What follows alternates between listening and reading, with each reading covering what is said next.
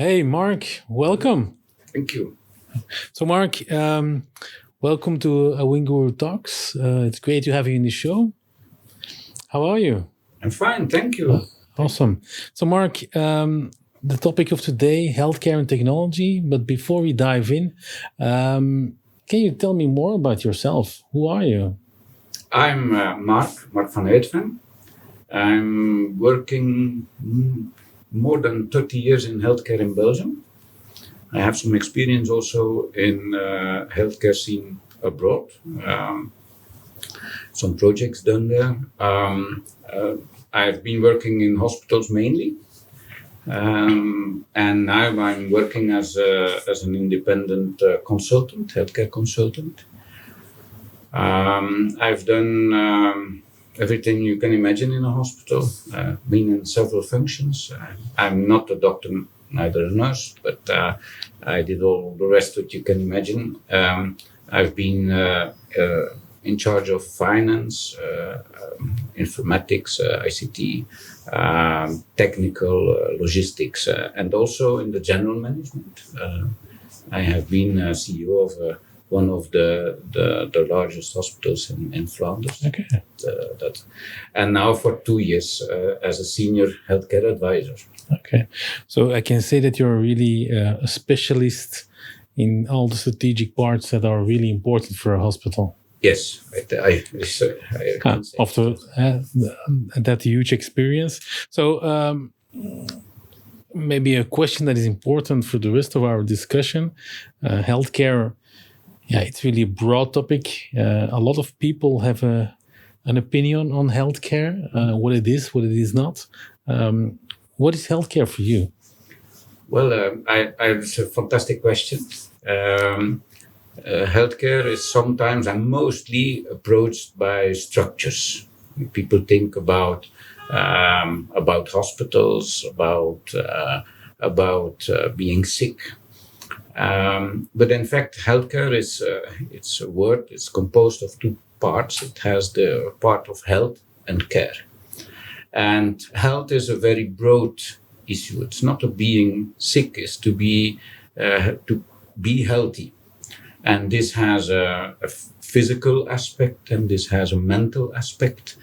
This has to do with lifestyle, and it's very important to stay healthy. And the other part of the word is care. And most of the times when you think about structures and about sickness, you cure. But care is the human aspect of healthcare. It is an activity performed by humans, for humans, in helping having people that have a problem, health issue, that they're taken care of, is a very important aspect of human life. We are able to do this as humans. So, and for this sometimes we cure, and that is a very technical issue, but the care aspect is a very important and mostly maybe the most important. Yeah, absolutely. And putting really the people central. Yes. I think that's really an important part of curing and helping people. We are in a pandemic world still at the moment. What are the big trends that you see now in the healthcare system? And if you can relate that also maybe to the pandemic, how has it changed the parameters? Yeah, I think what we see in Western world, but also in other other countries, is that the people are aging. We have an aging population. And so taking care of elderly people, but in fact keeping them as healthy as possible, as long as possible, is one of the major challenges of healthcare systems, of healthcare as in general. Besides of this, people getting older, but also due to welfare that they're experiencing, that they're living in, people get more and more chronic diseases. People sometimes they have one or more diseases that they are not aware of, and that put a burden on their healthcare. So both of them are very interconnected. And of course, now with the pandemic, the whole system comes under pressure. We were not prepared. It was announced that the pandemic could be possible, but we are not prepared. We were not prepared enough with our system to cope with this. So the whole system gets under pressure. And that is one of the major things we see. And of course, there are several ways in responding to that. The systems, the healthcare institutions, they must be more efficient, efficiently organized. And that's always a challenge to do, because we see a lot of processes that can be improvements. And with the pandemic, that's also the expectation of the patient. Patient wants to come into a safe and secure environment and wants to be treated as quickly as possible, and even wants to avoid to come to a hospital when maybe care is possible at home or at a distance. So what we saw is in the pandemic that the rise of teleconsultations, telehealth, also artificial intelligence that underbuilds the questionnaires and for diagnosis, and so that were the major things. So when healthcare providers and systems will have to be prepared for this and involve in a more not system or physician-centered system, but patient-centered system. So you will have to collaborate with other care providers and with a smooth access to data. That is what is necessary in this context. Mm-hmm, mm-hmm.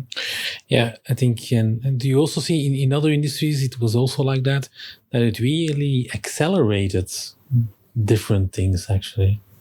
Is that also true for the hospital industry? Yes, we were talking about 10 years about some improvements and some processes that could be implemented in 1 month time into the healthcare systems. So, but what you see once the pandemic is less present, you come back into the ancient habits and the former habits. So that you see everywhere. So that is because people want to have a personal contact and not a contact at distance. So that is the pendulum that is going from one side to another. Yeah, and at a certain point, I think a lot of people thought, now it's going away, it's over, and then it came back again. So I think it's also a lesson about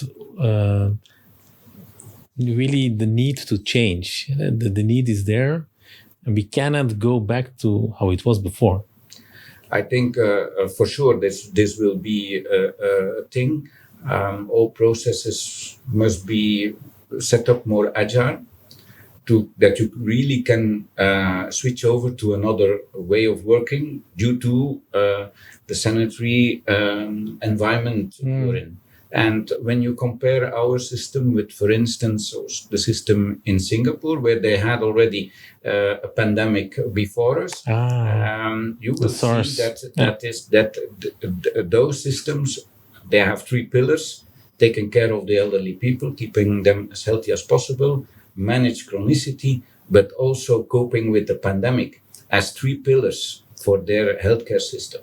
So that is the way they organize. So we will see this also, that will the main tendencies will come. And because the system is under pressure, and you will need other ways in dealing. So what is important is the outcome of treatments will be very important, and outcome over the cost in achieving this outcome is really is the definition of value. So we will evolve into value-based healthcare system. Also, financing mechanisms will take in account not the volume but the value. So this outcome will be very important. Yeah, the value is really central, I think, also for the future. Absolutely. So if you look at digital and IT and the landscape in healthcare, in hospitals, what would you consider as the top 3 challenges? Of course, what we have seen, people evolving to more distant consultations and remote working, this tendency was already present, but what we see now more happening is that systems you get intrusion into systems, systems get hacked, and that's of course cybersecurity. That is a main challenge, and it is a real nightmare when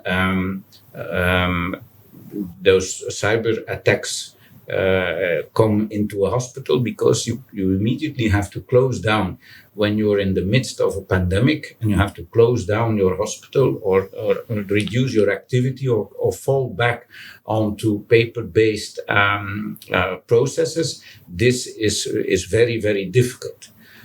So that's a very, very big challenge. Of course, due to the fact that you're evolving into a patient-centered approach, the patient pathway is central, and it does not stop at the door of the hospital, and it begins at the door. It begins earlier, and when the patient is discharged from the hospital, it continues at the home of the patient, or in some rehabilitation setting or whatever.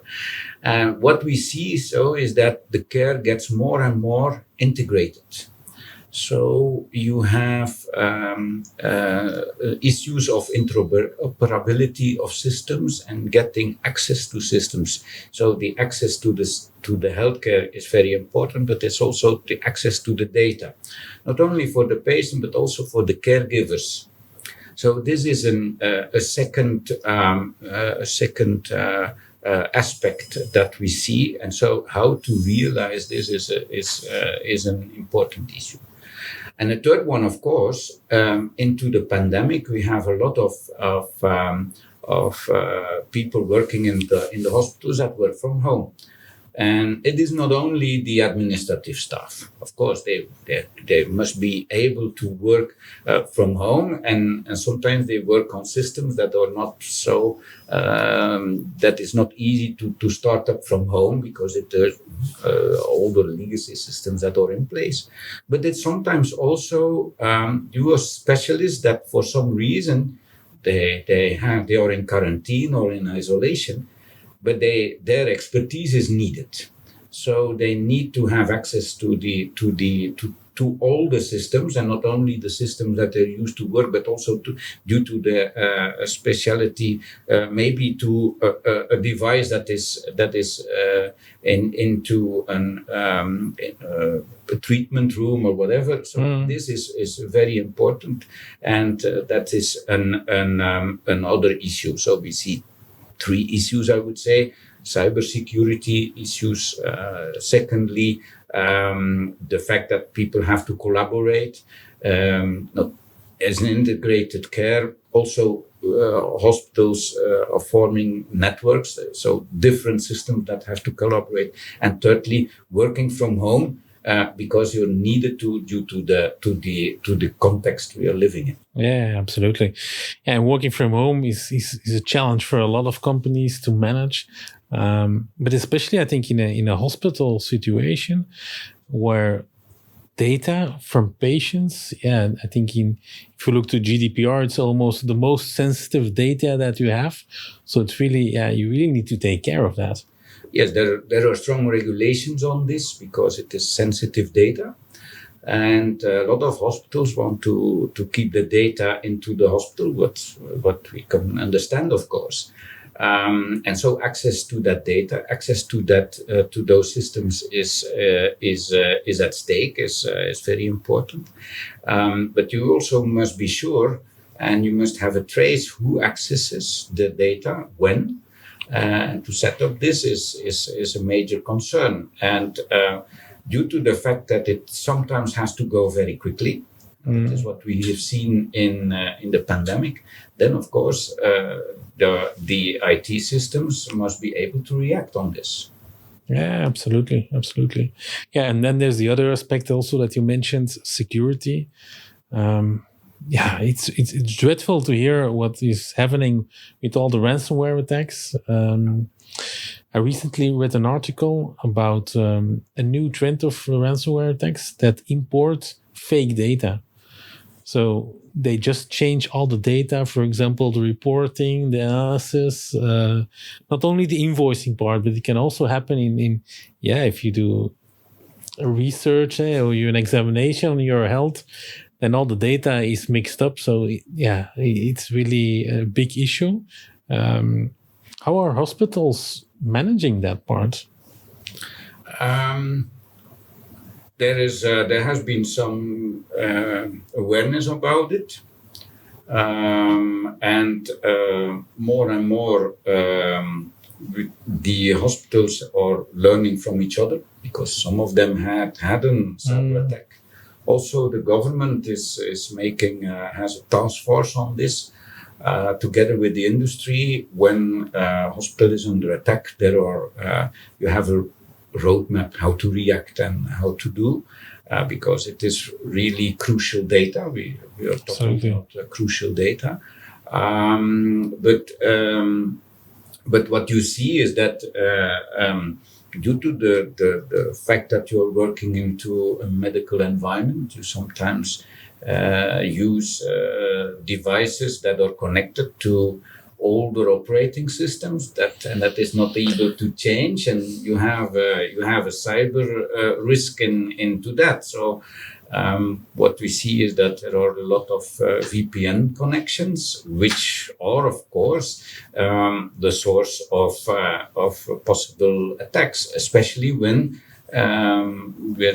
your software is not updated. Yeah. So that is a thing. So you have to secure the accesses. Hospitals are quite aware of this, working on this. But you know that you are faced with an enemy that is very strong, that is very specialized. When you're talking about another form of hacking and ransomware, so you may never underestimate this enemy, and so you must have good solutions in place to be sure that once you open your door, that it is only the person who is allowed to enter, that is the person who enters. Yeah, absolutely. And even these companies, they are really highly specialized, these hackers, but it's also often companies. I've been told that you even need to take holidays, and there is a clock to tick in and tick out when you enter and leave the building, and you can make promotion in those companies. So it's really highly organized. I think a lot of people underestimate. You may never underestimate, but in fact, I should state that they are criminals. When you're attacked, they are only interested in money, and whatever way they want to, and they exploit a crucial industry, healthcare industry, in having money. So it is a real risk. Yeah, absolutely. And they are criminals. I agree. And even then, I think you can also really have some ethics. But even hacking a hospital in the midst of a pandemic, that's really it's a scandal. I know it happened. It happened all around the globe. It happened in Belgium. It happened in a lot of countries. So that's really terrible. We've been talking about legacy infrastructures, legacy software also. Also a big challenge for a lot of CIOs in other industries. I guess in a hospital environment, that's even worse, or also a problem, I think. Of course, you have in a hospital several applications, several vendors, with a lot of data that is decentralized, and of course you have the evolution. You have the older applications that are in place, but there is also an evolution in the industry. When the industry is coming with an innovation, say, we have an app also to follow up. So that's what you see. That is, you have the new equipment, you have the old equipment, not always with the most updated devices and computers, that they are network connected. So that are the risks, and that are the risks that are exploited. Of course, also the patient data. It is several systems, and there is a budgetary pressure. The budgetary pressure of the macro tendencies which we see.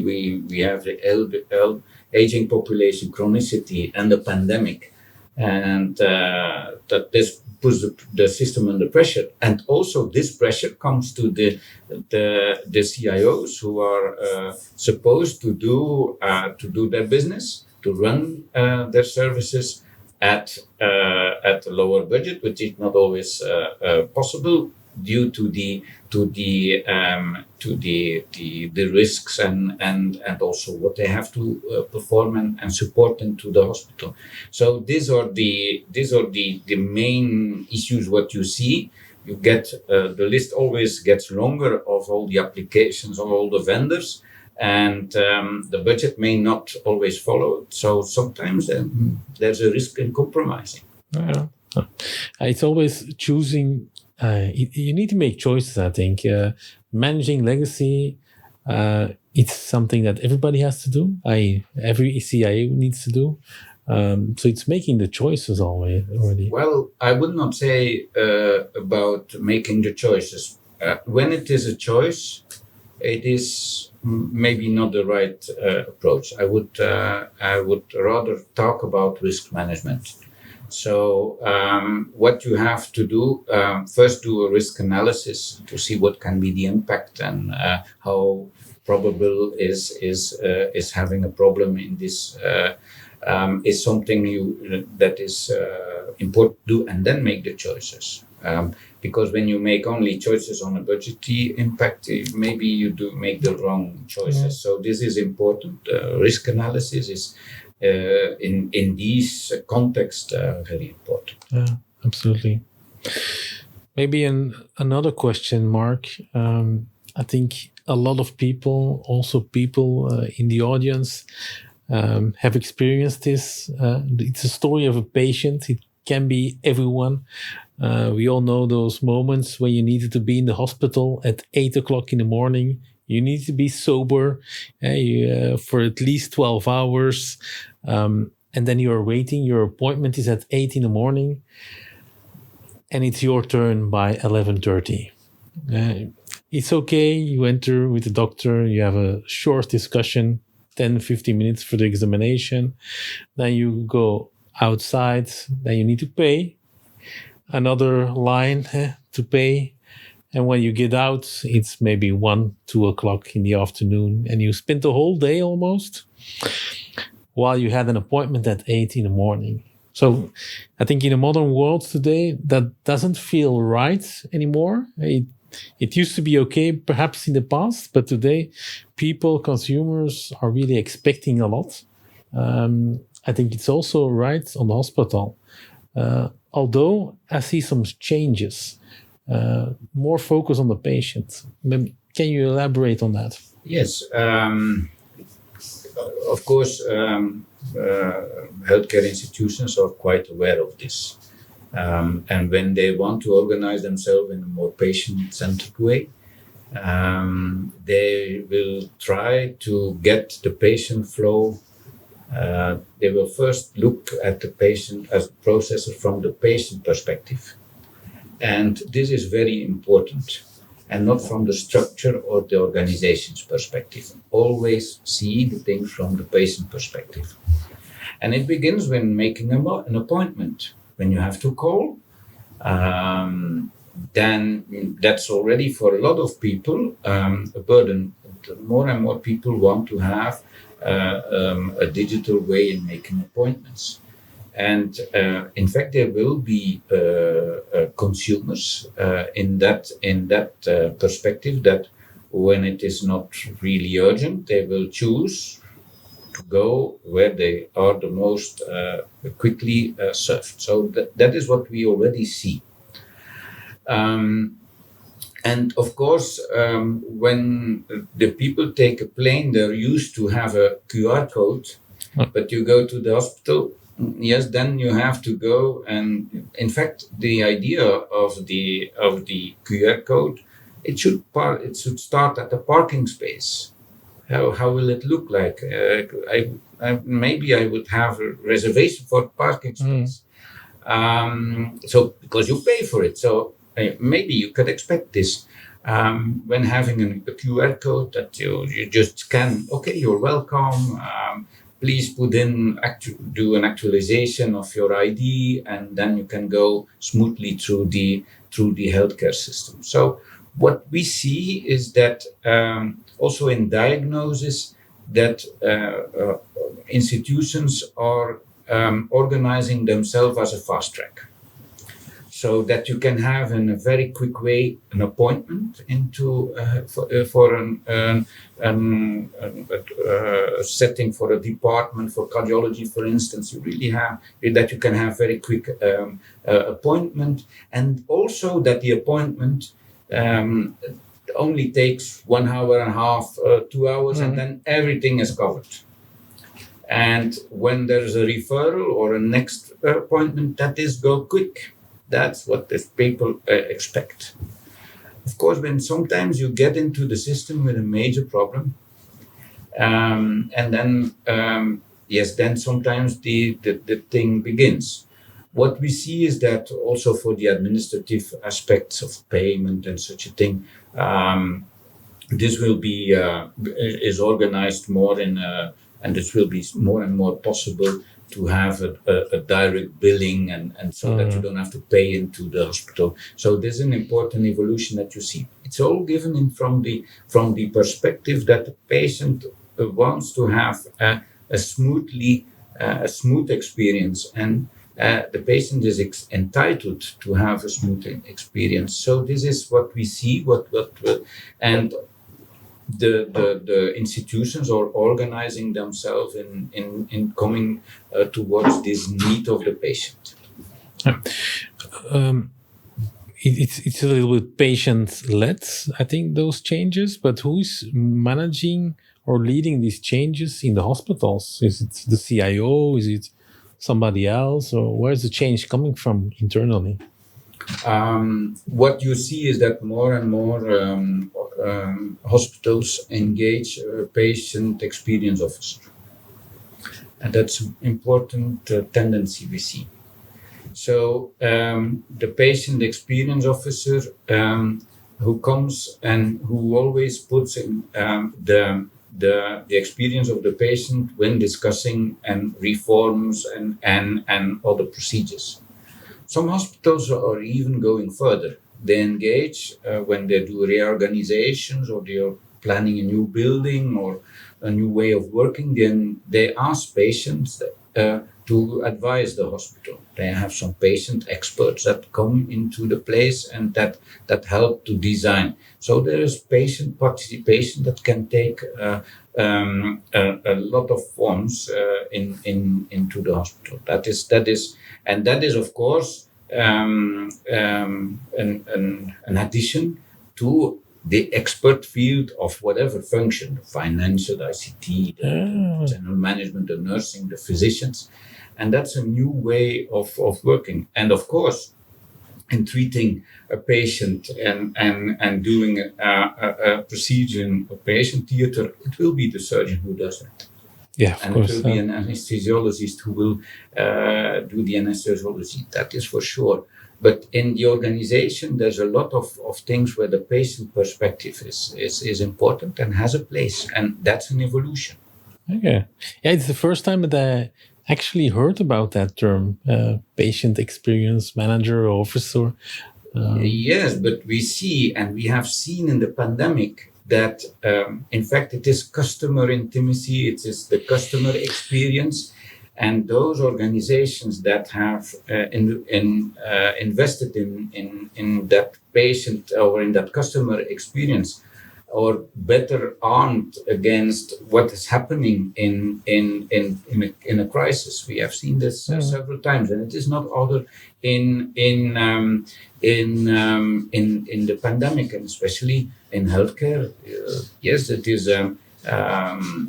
The patients must be able to see the healthcare institution as a partner, as must have the accessibility is very important, because you see that people delay their care, and with the delayed care, that is sometimes a risk when you have cancer that evolves too much, and in a later stage only come to the hospital. That's a risk. So that is the things that healthcare institutions are more and more aware of. In this context of the pandemic. Yeah, interesting. So you are really helping and supporting a lot of hospitals all across of Europe. Do you see differences on that side, on the patient-centric model, or is it everybody moving in the same direction? What you see, there are several forms.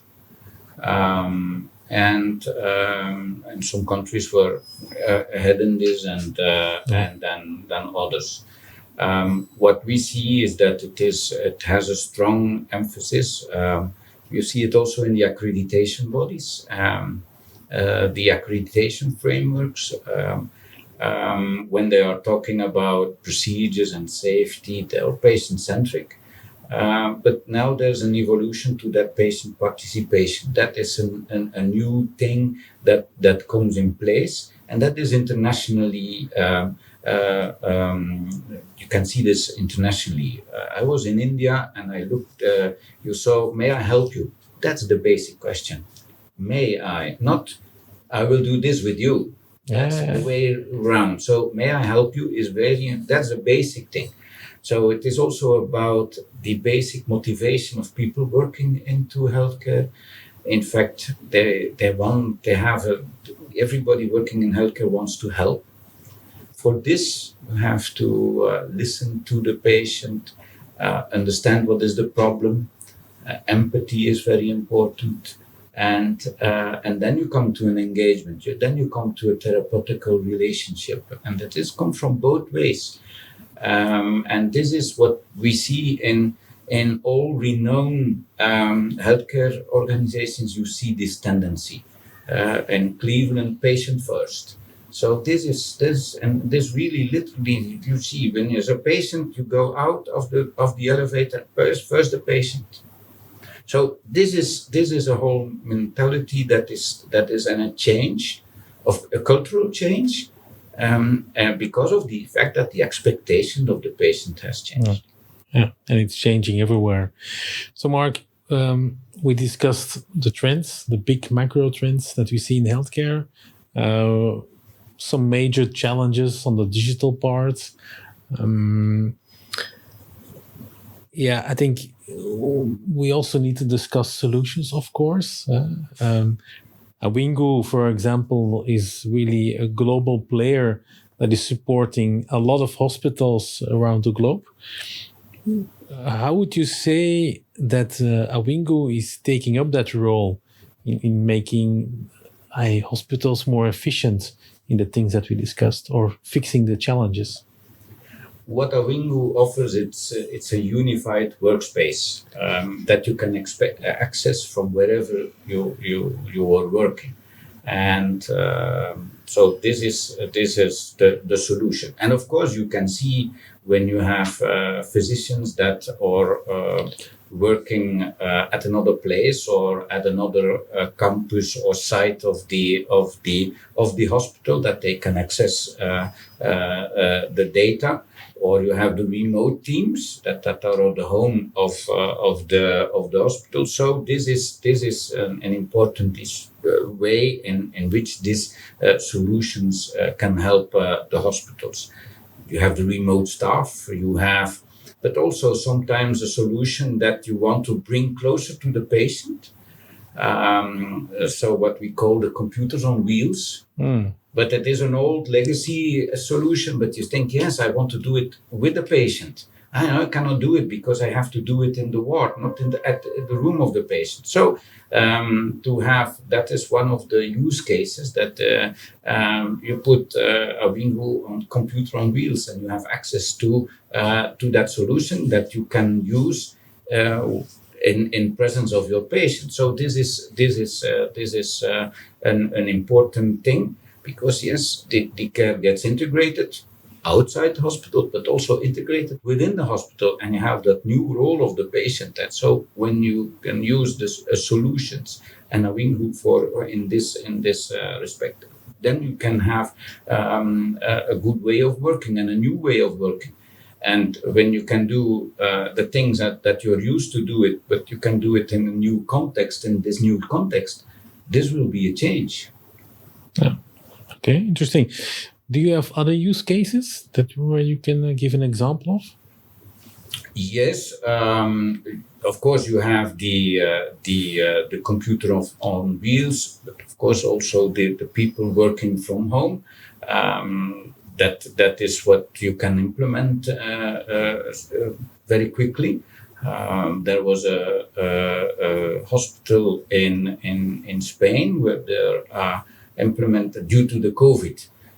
They had to implement in a very quick way. So Awingu helped this hospital in scaling up and to realize the fact that the solutions could be accessible from home situations and from other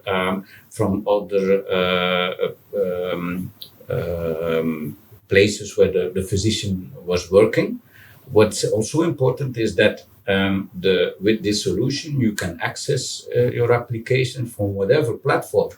And sometimes it is an iPhone, or it can be an Android, or it can be an iPad, or it can be whatever computer, whatever operating system you can fully deploy without the risk of a security risk, which is in fact very important and in a very straightforward way. I think even the security part is maybe one of the biggest risks even for a hospital. So that's really an important, really an important one. Because otherwise you open a gateway and you really have an open door. And with Awingu, you don't have this open door.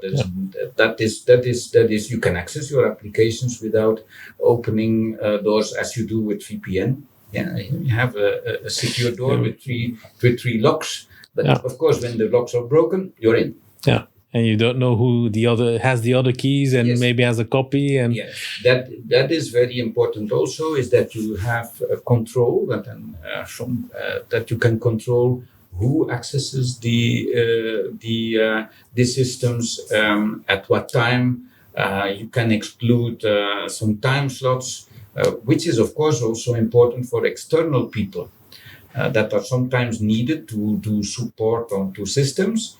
But once you give them a VPN access, whatever time and place they can access, for instance, a service provider only works during working hours and from a Belgium spot or whatever, that you can that you can fix. So but when you have a standard VPN, when it comes from India or whatever, or Latin America, you cannot control.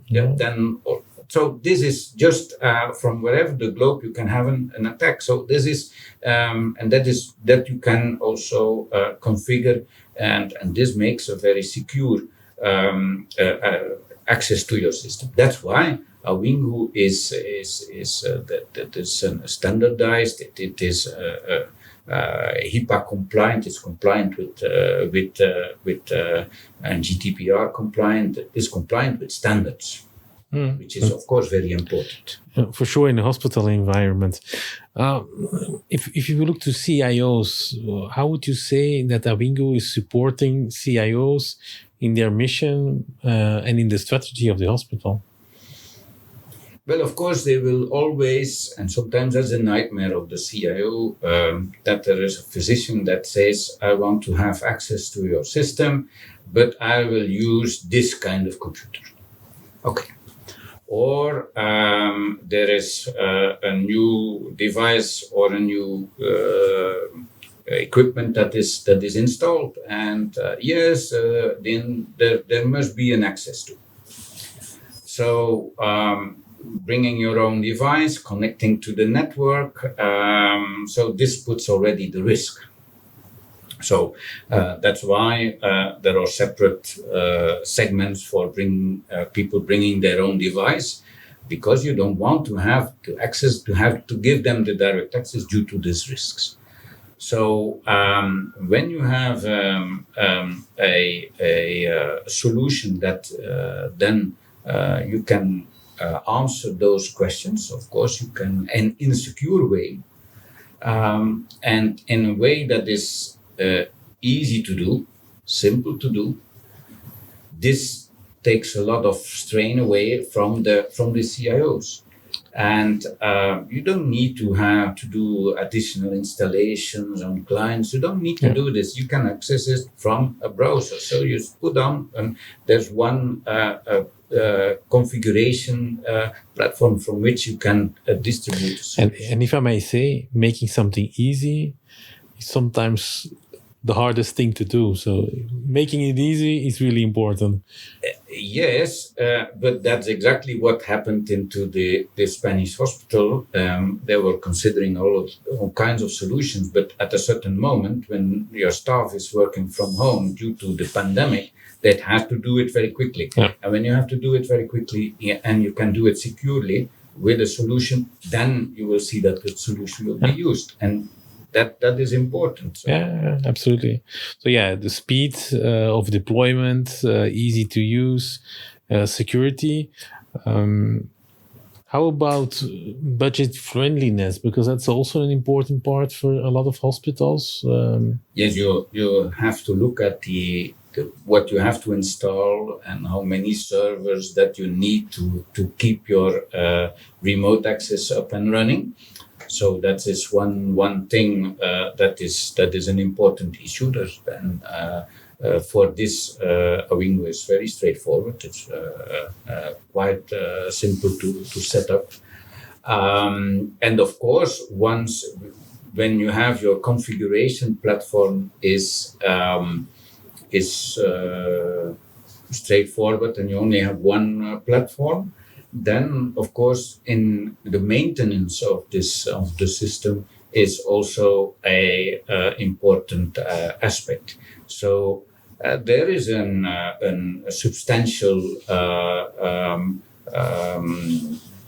impact on your running costs, and your operational cost. Of course, it is once you have to change, but that's always that, or you have to make a choice. But it is on the long term,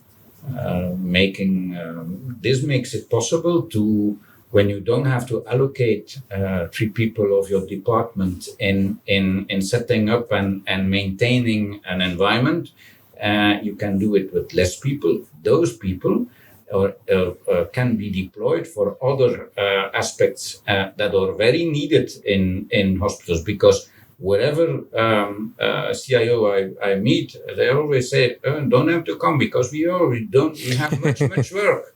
So there's much work, there's a lot of questions, there's a lot of strain, there is a lot of issues to deal with. So that is of course an important thing. For example, becoming more patient-centric. also needs a lot of digital tools and transformation. So if you can free up resources for that. Yes, there's a lot of work to do. All the hospitals are deploying electronic patient records, electronic prescription systems, really in supporting the core business.